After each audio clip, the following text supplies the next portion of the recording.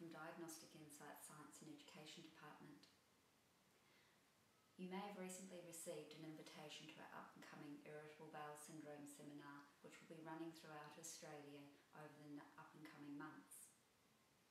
One of the key areas we will be focusing on is the gastrointestinal microflora.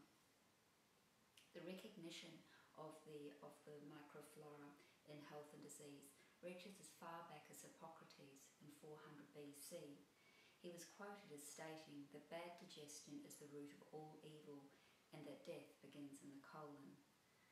Whilst a dramatic statement, the increase in published literature over the last decade being fourfold is evidence that we are making an association between chronic ill health and poor digestion. It is estimated that the human microbiota contains as many as 10 to the power of 14 bacterial cells, a number that is 10 times greater, a greater number of human cells in our bodies, and 70% of these microbes are found in the gastrointestinal tract, a surface area thought to be greater than the size of a tennis court. So it is little wonder that research and indeed clinical practice is paying more attention to this area.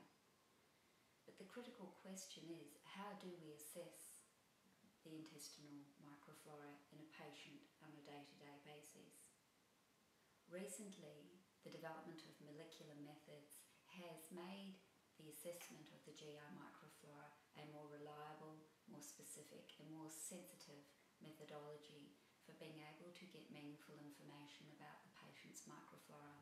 The two major phyla in the gastrointestinal tract are Bacteroides and Firmicutes, and the evidence is showing that a disparity in these two may lead to a number of conditions, including irritable bowel syndrome, obesity, diabetes, Crohn's disease, ulcerative colitis, and so forth. These can be manipulated, and these are one of the areas that we will be looking at with simple clinical interventions. Manipulation of the gastrointestinal microbiota is possible.